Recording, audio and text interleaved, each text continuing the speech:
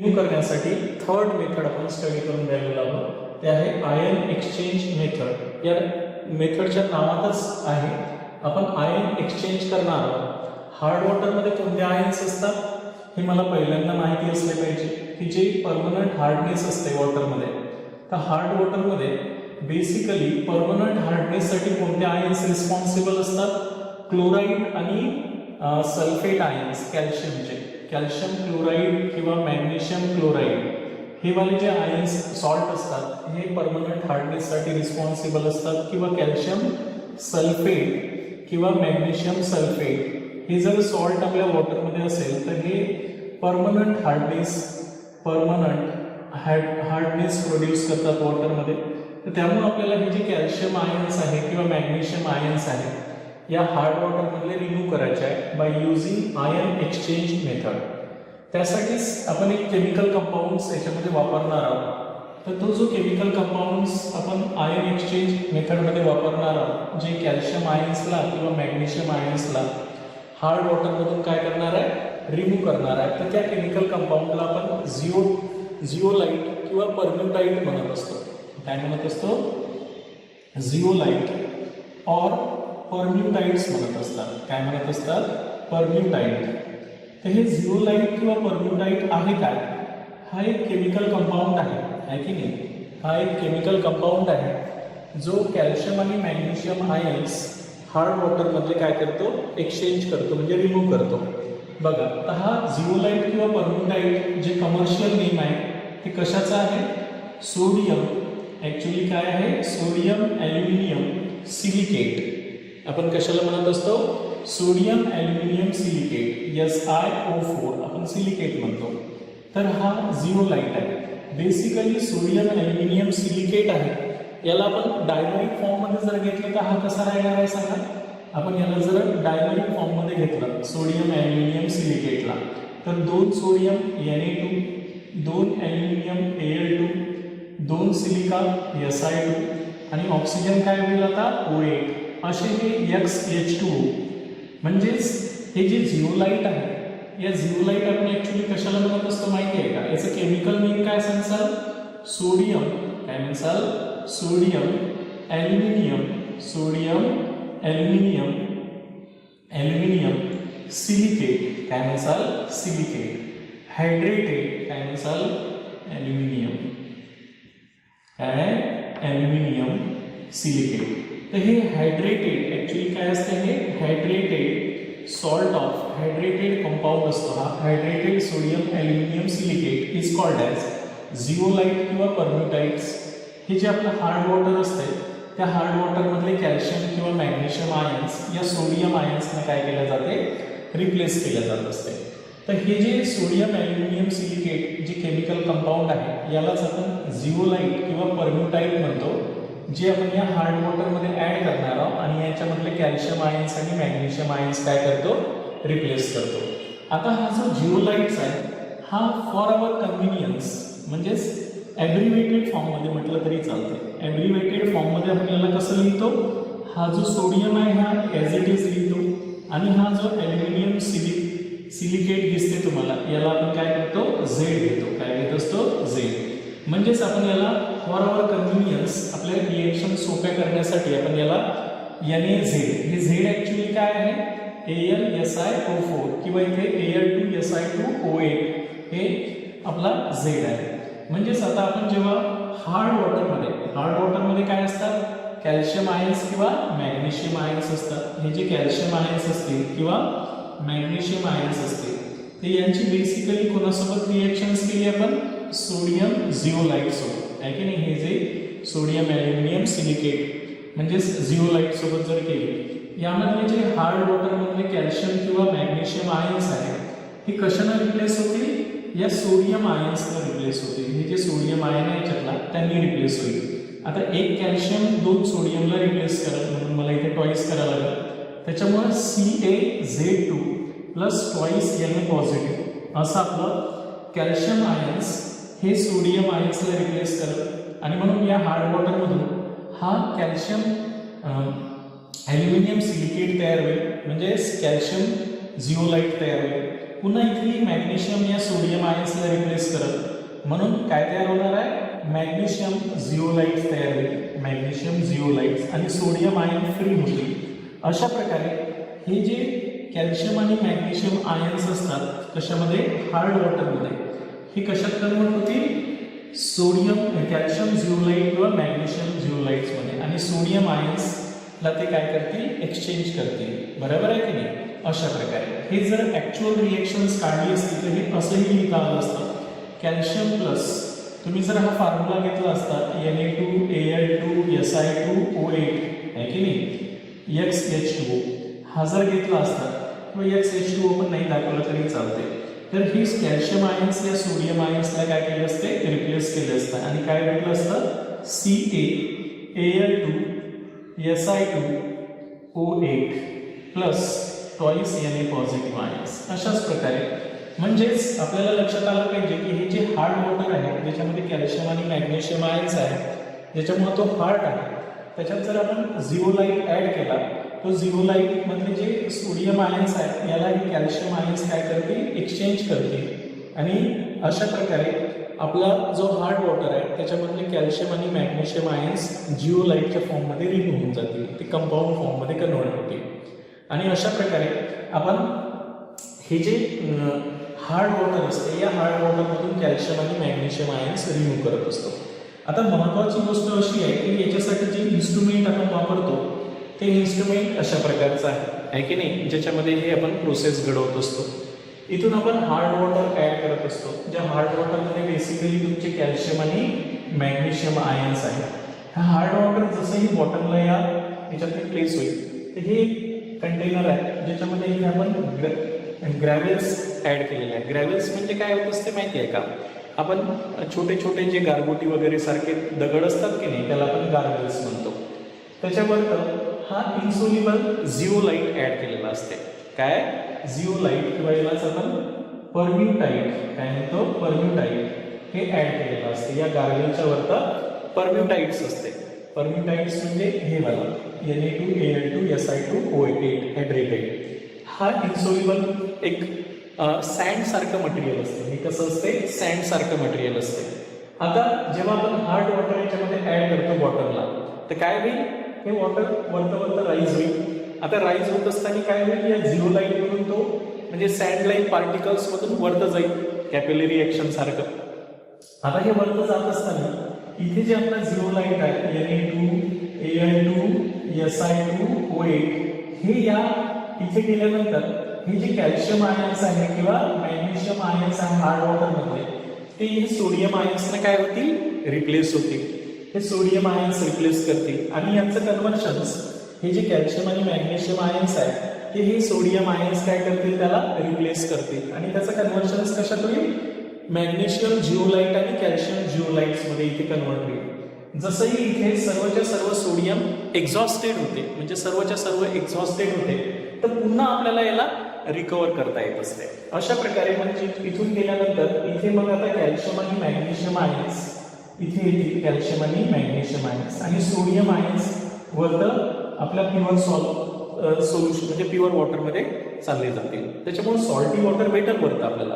Pure water जे भेटते त्याच्यामध्ये सॉल्ट असतात आहे की नाही, सोडियम वगैरेचे, आणि म्हणून सॉल्टी वॉटर या मेथडमध्ये आपल्याला बाय प्रॉडक्ट तयार होत असते. पण हे प्युअर असते, म्हणजे सॉफ्ट वॉटर असते, प्युअर नाही, सॉफ्ट वॉटर म्हणतो आपण. कारण इथे कॅल्शियम आणि मॅग्नेशियम आयन्स हे काय करतात, या सोडियम आयन्सला रिप्लेस करून इथे मग कॅल्शियम जिओलाइट आणि मॅग्नेशियम जिओलाइट तयार होते.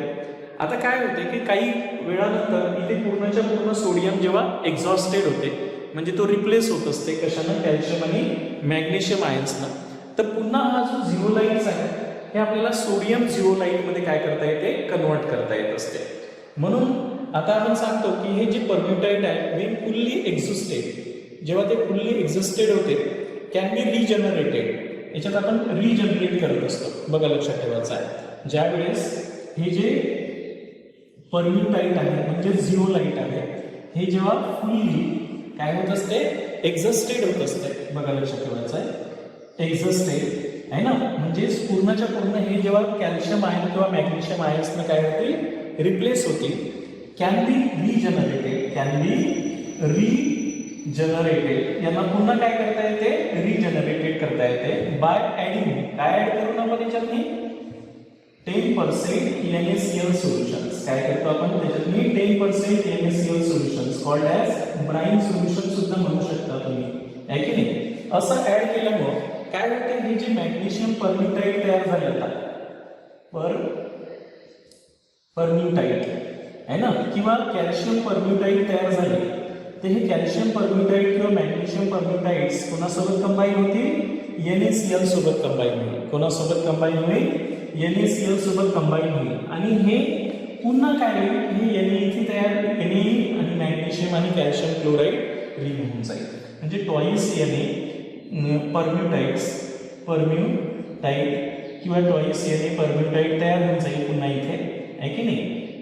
आणि प्लस इथे कॅल्शियम मॅग्नेशियम आयन्स आणि इथे कॅल्शियम आयन्स वापस कॅल्शियम क्लोराईड किंवा मॅग्नेशियम क्लोराईडच्या फॉर्ममध्ये सेपरेट आउट होऊन जाईल.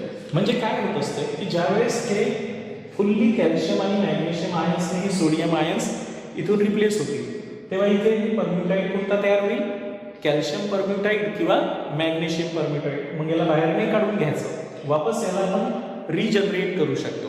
पुन्हा याच्यात NaClचं सोल्युशन भरायचं आणि NaClचं सोल्युशन भरलं की ते पुन्हा जे परम्युटाइड एक्झिस्टेड झाले होते, म्हणजे जे आपले सोडियम एक्झिस्टाईज झाले होते, तर त्यालाच आपण एक्झिस्टेड सोडियमला पुन्हा आपण काय करू शकतो, वापस सोडियम परम्युटाइड्समध्ये त्याला कन्वर्ट करू शकतो. त्याची रिएक्शन कोणासोबत करू, NaCl सोबत करू.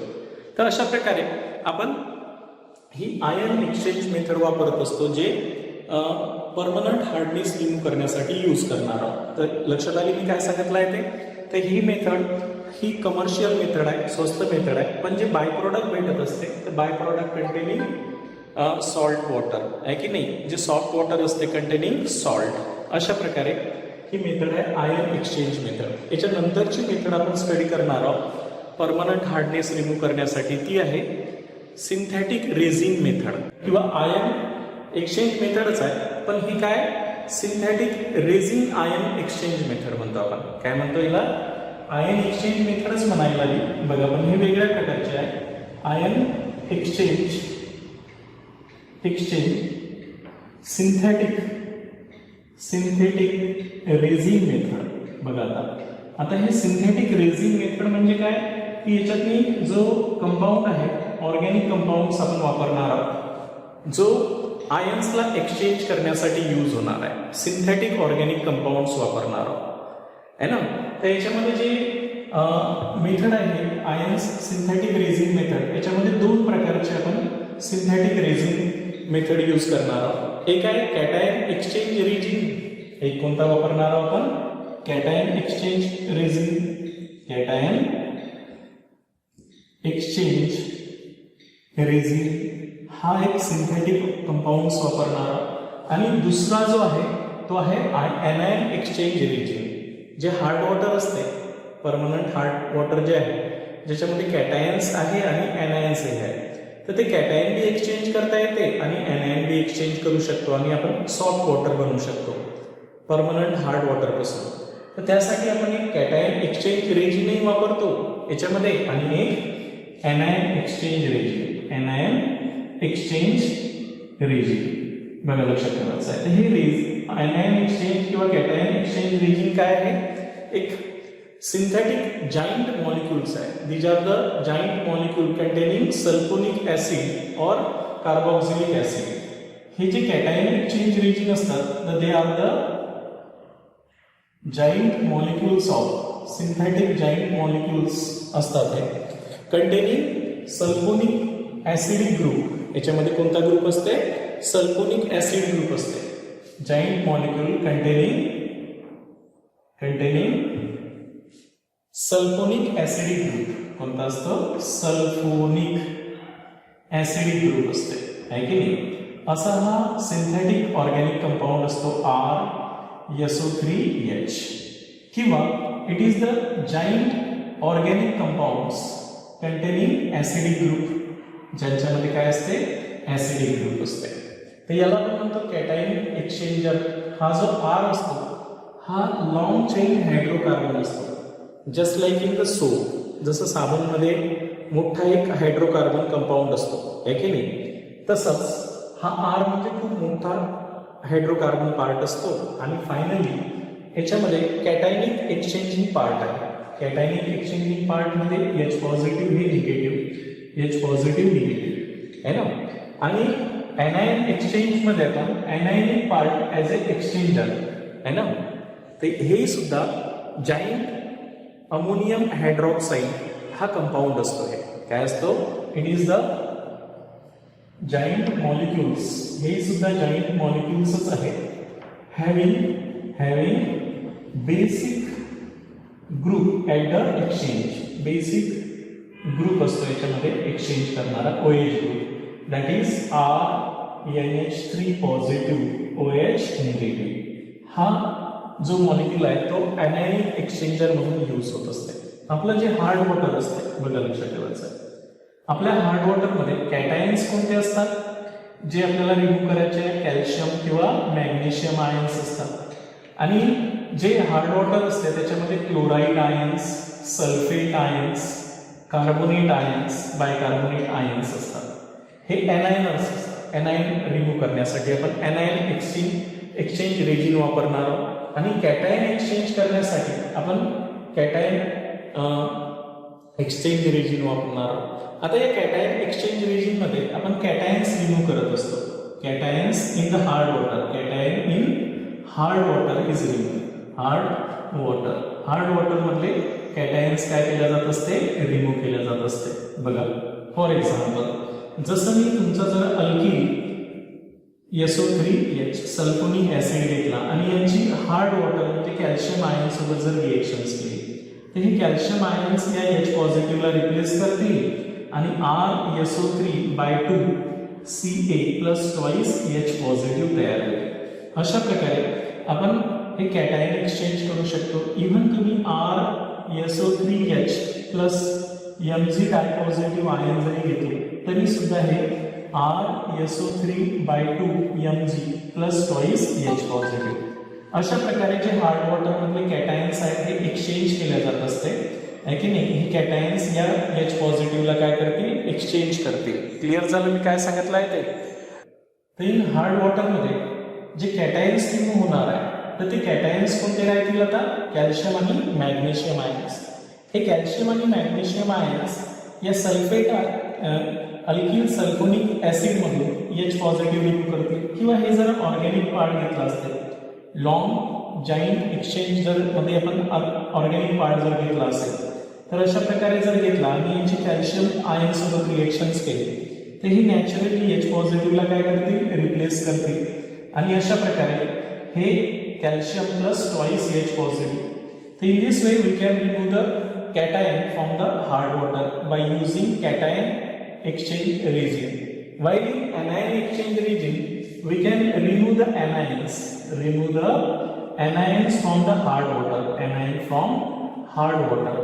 Hard water मधून आपण काय करणार आहोत? इथे anions रिमूव्ह करणार आहोत. तर आता या हार्ड वॉटर मधून anions कोणते रिमूव्ह करणार आहोत? त्या anions कोणते असतात? क्लोराईड, सल्फेट किंवा कार्बोनेट आयन्स आहेत. मग आता for example anion exchange resin मध्ये आपण अल्किल अमोनियम हायड्रॉक्साईड असा एक जाईंट मॉलिक्यूल हा लार्ज अल्किल हायड्रोकार्बन पार्ट असतो. यांची रिएक्शन जर कोणासोबत केली? हार्ड वॉटर मधल्या क्लोराईड आयन सोबत केली तर ही क्लोराईड आयन्स या हायड्रॉक्साईड आयन्सला एक्सचेंज करतील.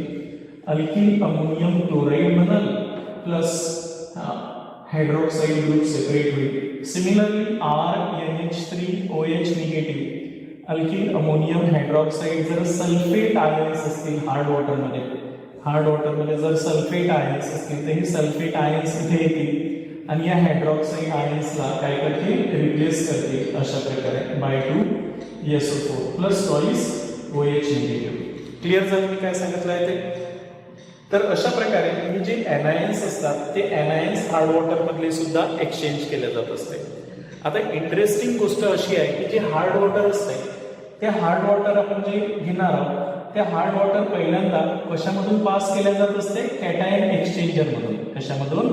कॅटायन. आणि this water is pass into the anion exchanger. जो एनायन एक्सचेंजर असते त्यांच्यामधून पास केलं जात असते. म्हणजे आपण बोथ कॅटायन आणि एनायन दोन्ही रिमूव्ह करणार आहोत. आता तुम्ही जर पाहिलं तर यांच्यामध्ये जे बाय प्रॉडक्ट आहे ते H पॉझिटिव्ह आहे, यांच्यामध्येही बाय प्रॉडक्ट कोणता आहे OH निगेटिव्ह आहे. H पॉझिटिव्ह आणि OH निगेटिव्ह या दोन्ही याच्यातून निघून जातील आणि फायनली आपल्याला काय भेटेल, एक सॉफ्ट वॉटर भेटेल. काय भेटेल? सॉफ्ट वॉटर भेटेल. आणि soft water do not content any salt. आता जसं आतापर्यंतच्या जे मेथड होत्या त्यांच्यामध्ये बाय प्रॉडक्ट आयन्स निघत होते, कॅटायन्स कोणते, इथे बाय प्रॉडक्ट काय आहे, H पॉझिटिव्ह आणि OH निगेटिव्ह आहे. आणि त्याच्यामुळे हे जे वॉटर तयार होईल soft water, it free from the salt आणि it is more convenient method than the previous ion exchange method. आहे की नाही? जी झिओलाइट वाली किंवा परम्युटाइट वाली मेथड होती त्याच्यापेक्षा हे बेस्ट मेथड आहे. एकदा पुन्हा सांगतो मी काय आहे ते. आहे की नाही? हे सिंथेटिक रेझिन मेथड आहे. या सिंथेटिक रेझिन मेथडमध्ये आपण आयन एक्सचेंज सिंथेटिक रेझिन मेथडही म्हणत असतो. यामध्ये दोन प्रकारचे सिंथेटिक रेझिन आहेत, म्हणजे मोठे हायड्रोकार्बन कंपाऊंड आहे. एकामध्ये कॅटायनिक पार्ट आहे एक्सचेंजर आणि एकामध्ये एनायनिक पार्ट एक्सचेंजर आहे. म्हणून हे दोन प्रकारचे असतात, कॅटायनिक एक्सचेंज रेझिन आणि एनायन एक्सचेंज रेझिन. म्हणजे आपल्या हार्ड वॉटरमध्ये जे कॅटायन असते ते एक्सचेंज करणारा वेगळा ऑर्गॅनिक कंपाऊंड आहे आणि रेझिन आहे, आणि एनायन एक्सचेंज करणारा वेगळा आहे. तर कॅटायन एक्सचेंज करण्यासाठी तो giant molecule containing sulphonic acid group असतो त्याच्यामध्ये, किंवा कार्बोक्सिलिक ऍसिड ग्रुप असतो.